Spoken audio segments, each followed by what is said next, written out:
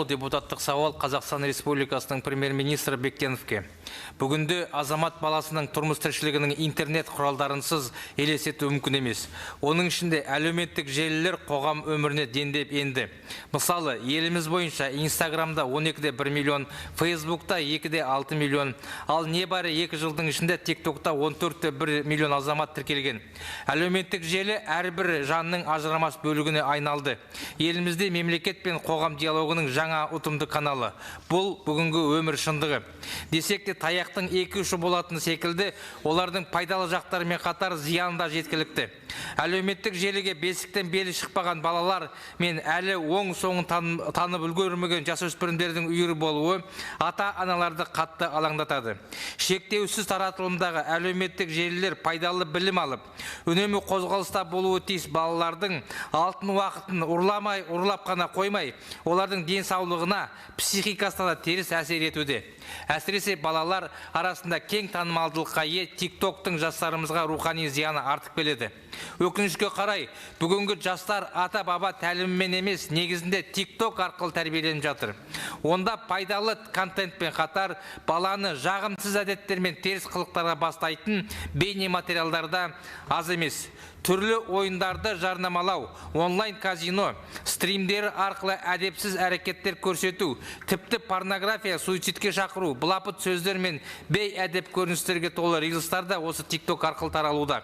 Оларды балалар тек қарап қана қоймай, зорлық-зомбылықтың құрбанында болып, ойын құмар дертіне ұшырауда.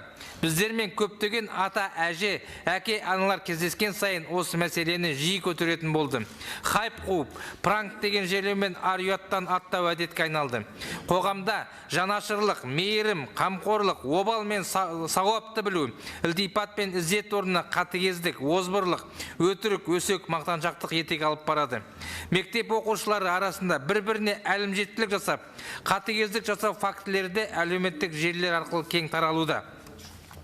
Желінің осындай зиянды салдарынан ескере отырып, бірқатар әлем елдері TikTokты шектеу жасады.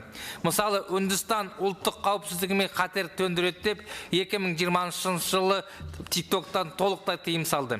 Индонезия 2018 жылдан бастап уақытша шектеу қойды. Бауырлас Өзбекстан 2021 жылдан бастап TikTokқа тыйым салды, Қырғыз елі де шектеу енгізді. Ал ақш өкіметі TikTokқа ішінара шектеу енгізді. Еуроодақ елдерде өз шенеуніктерінің телефондарына TikTok орнатуға тыйым салды. Ал TikTokты ойлап табушы, яғни Қытайдың өзі де кәмелеттік жасқа толмаған балаларға арнайы бала TikTok контентін ұйымдастырған. Қытайдың өзінде балалар TikToктың толық форматын пайдалана алмайды, нақты шектеу қарастырылған. Жалпы, мемлекеттің болашағы біздің жеткіншек ұрпақтың рухани, моральдық бет-бейнесіне байланысты. Сондықтан болашақ ұрпақты ұлттық құндылықтар негізінде тәрбиелеп, сырттан келген моральдық қауіп-қатерге төтеп беріп, ұлттық кодымыздың сақтаудың тетігін қоғам, мемлекет болып бірге қалыптастыру керек. Бұл біздің болашақ ұрпақты рухани құлдыраудан сақтап, ұлтымызды жаңа деңгейге қалыптастыратын ұлы күрес. Сондықтан аталған әлеуметтік желінің ұлттық қауіпсіздігімізге, жастардың моральдық бет-бейнесіне, денсаулығы мен психикасына төндіретін қаупін ескере отырып, ел өкіметі келесі шараларды қолға алуы қажет.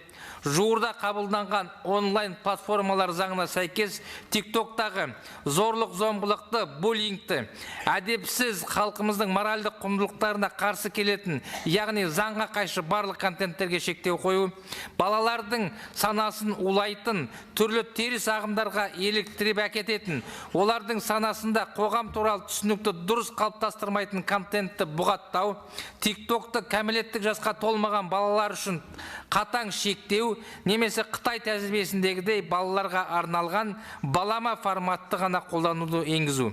Құрметпен Аманат фракциясы мүшелері.